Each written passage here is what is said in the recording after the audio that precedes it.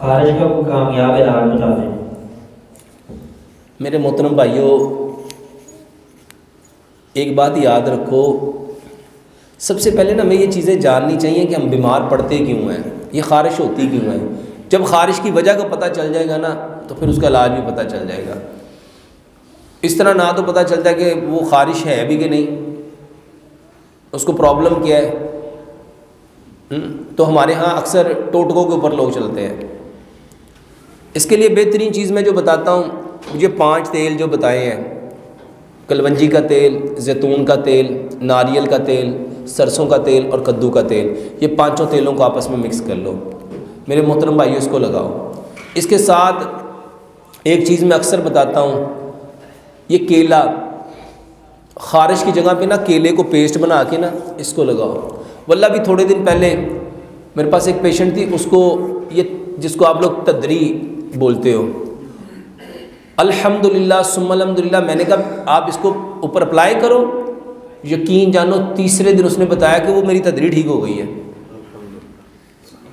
ہمارے ہاں نہ تو ریسرچ کوئی کرتا ہے، اچھا ہمارے ہاں سنی سنائی باتیں ہیں،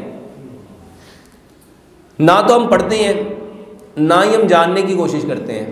میرے محترم بھائیوں، جتنی احادیث کی کتابیں ہیں اس میں باب الطب موجود ہے، اس میں باب الطب بخاری کے اندر ہے، مسلم کے اندر ہے، نسائی کے اندر ہے، ابن ماجہ کے اندر ہے، ہر حدیث کی کتاب کے اندر ہے۔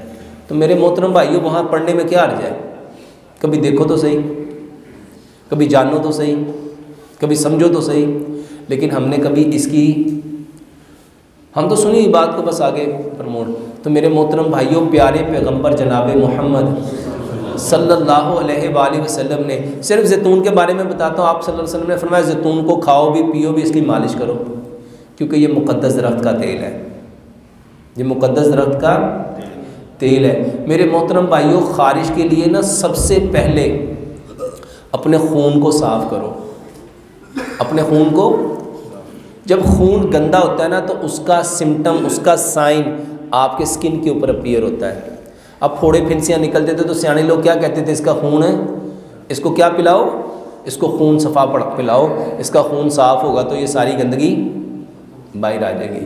تو میرے محترم بھائیوں، پہلے وجہ کو جانو، جس وجہ سے وہ خارش ہے اس وجہ کو ٹھیک کرو گے تو انشاءاللہ یہ پرابلم ٹھیک